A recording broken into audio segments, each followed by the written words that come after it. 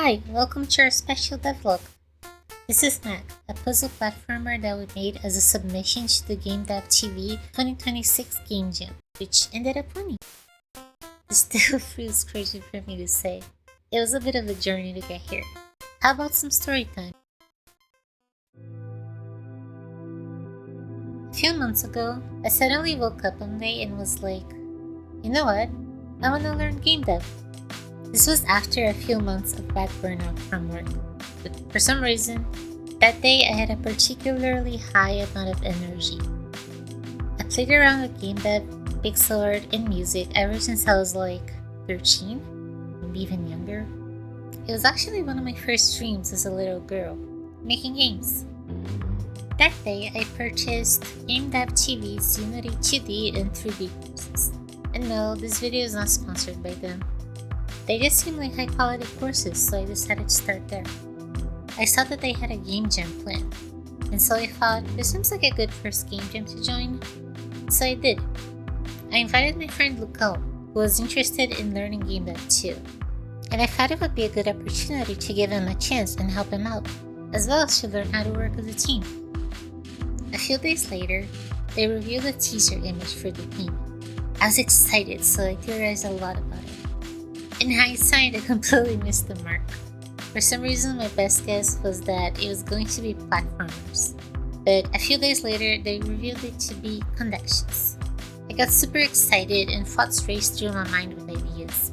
Before this, I was worried I wasn't going to be able to come up with any good ideas. But for some reason, my brain was on fire at this particular moment.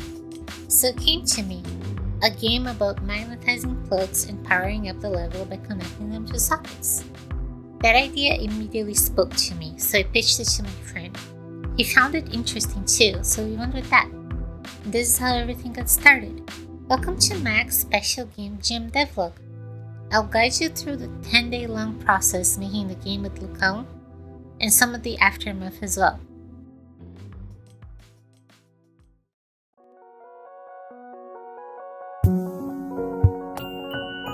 So, this is how the game originally looked like in the first day.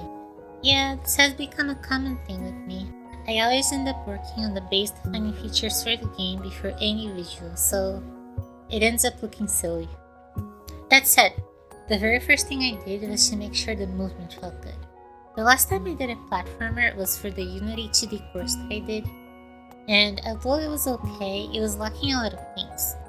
Like, you couldn't hold jump to jump higher, jumps felt weirdly heavy, there was no coyote time and no acceleration or deceleration either. So this time around, I added all of those things, and it made the movement actually feel pretty good. I didn't want the game to feel too heavy, so I leaned a lot into the floaty aspect of it, because I didn't want the platforming to be the focus. It was all about the puzzles. And so the next thing I did was to design the plugs. As it's a mechanic that, to my knowledge, has never been done in this way, or at the very least is not popular, I had to figure it out all on my own. No YouTube tutorials or anything, just create the feature from scratch. That made it turn out to be a little bit of a challenge, but with all the knowledge I learned from Idle Reverie as well as all the courses that I did, and the last 4 years of programming, I managed to finish it out in one day. That's how the first day really was, just focusing on making satisfying movement and the magnet mechanic. In hindsight, I could have just added pre-made 2D platforming scripts from the asset stores, which I might do in the future, at the very least to try it out. But I really like building these systems from scratch, and it also helps me understand the scripting and allows me to make changes much more easily in the future. At this point, I asked Lucas to prepare the socket system alongside with opening doors and making them interactable with the level. I helped him at the very start and told him to ask me for help if he ever needed it. But he did a great job working it out by himself after that, and it really helped speed up development.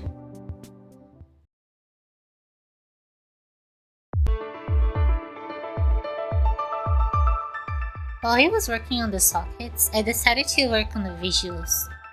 The base mechanics were done pretty quickly in a day, so on the second day I wanted to give some life to the game. So this is Mac, the little robot that the game is named after. She was heavily inspired by Arya from Zenless Zone Zero, but I added my own twist to her. In the very first concept art version, she was meant to only have 3 colors with no magnet motif. This was changed due to an idea by Lucão to give her different colored eyes, blue and red, and that's how I ended up with the final character design.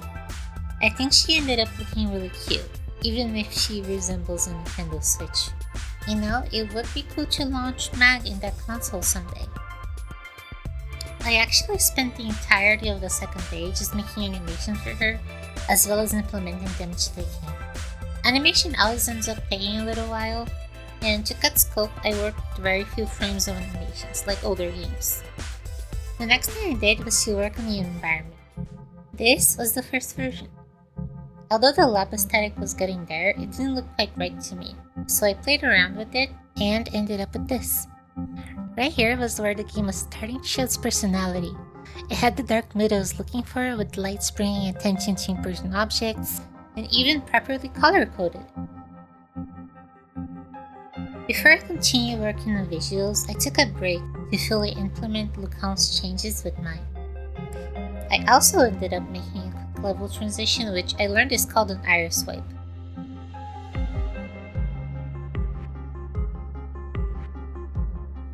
I was so proud of the game at this point that I posted a clip of it on Twitter and it kinda blew up for a little bit.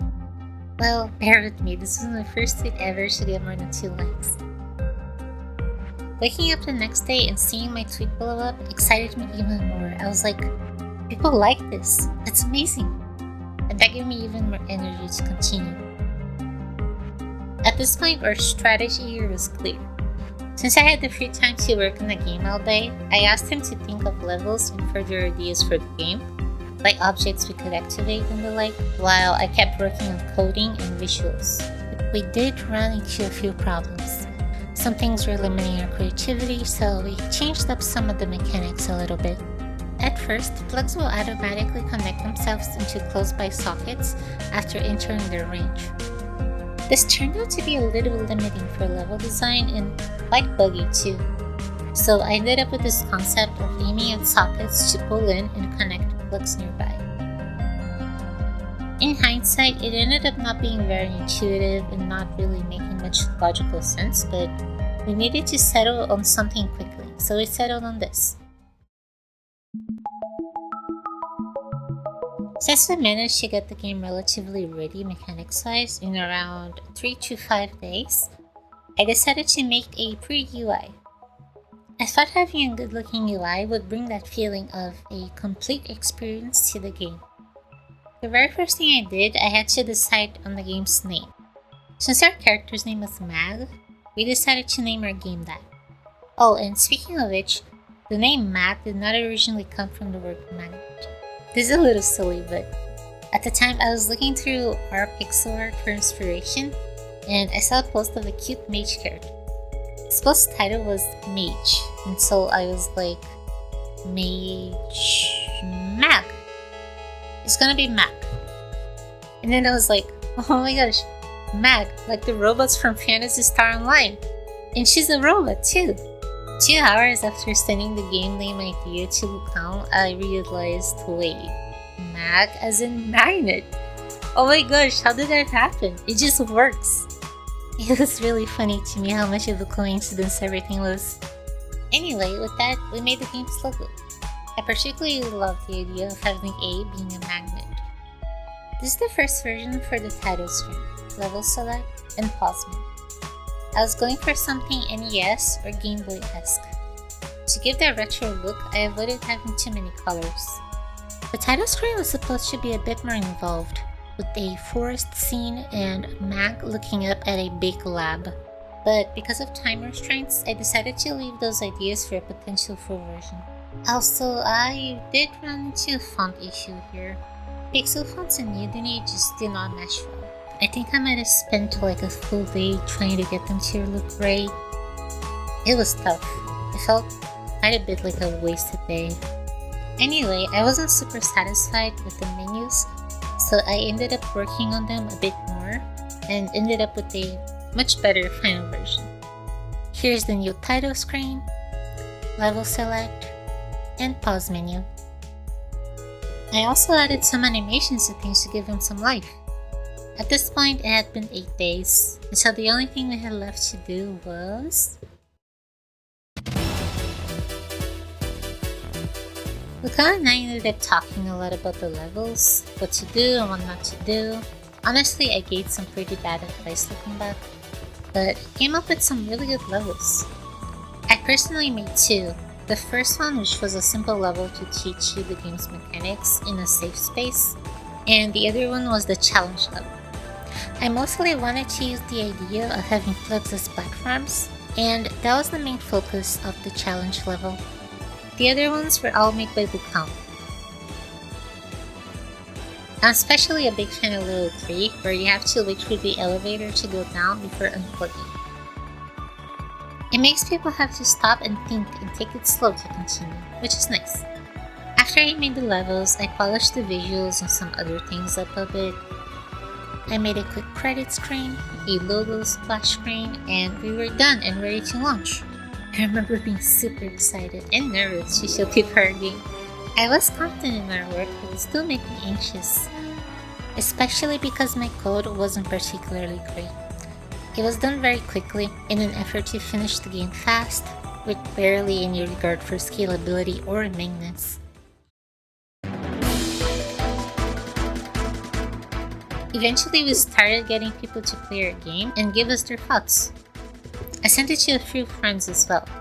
Very quickly, a lot of bugs started showing their ugly heads, and I rushed to fix them as fast as I could. Some were particularly bad too, like skipping straight to the final level by spamming interact on the door, or getting stuck on walls, or even bridges straight up not opening or closing sometimes. These are the patches I made. I worked pretty hard post-launch to fix everything as fast as possible, because I really wanted people to have the best experience they could have. It was upsetting to hear of a bug or an issue every time, but in the end, we managed to fix pretty much everything, and the game feels much better now. Some days went by waiting for people to try out our game, marketing a bit, and trying other people's games too. And finally, a few days later, the results of the jam were announced. I wasn't very hopeful for getting a good score, especially because we didn't have that many people playing the game. We had around 24 votes, and I did see a lot of games with like 60 plus votes. I had some trouble getting the game out there. Regardless, I was super anxious to see the results. I was sleeping at the time to pass the time, and I remember waking up 2 minutes before the results, and then when I turned on the phone and opened the results screen, I saw it. First place! I was like, what? I had my boyfriend call with me and it just went crazy. He barely won by like 0.02 points, but we did. It was so shocking to me and I still don't know how to react, but it gave me the confidence that maybe, just maybe, I could eventually live off this and not have to work a soulless job anymore. It was particularly baffling because the Game Jam had a lot of great games too, and the second place particularly was one of my favorites. It was also a puzzle game and it had an exceptional level design. I urge everyone to try out the other winners too, and even some of the other non-winner games. I'm gonna shout out a couple of them: Connections Life by Spill, and Go Fish by Trufa and JewXX. And that was it. This was an amazing experience. I learned a lot and it gave me the confidence and courage to keep going and keep doing my best. It felt very rewarding to see my hard work pay off. Now I'm getting ready to work on the final version. I hope to make it more intuitive, creative, and fun. I'm also excited to introduce the game's story that I had in mind since the very beginning. Thanks so much for watching. If you could subscribe and like the video, I would really appreciate it. Our support means a lot, like seriously. Thank you and bye everyone!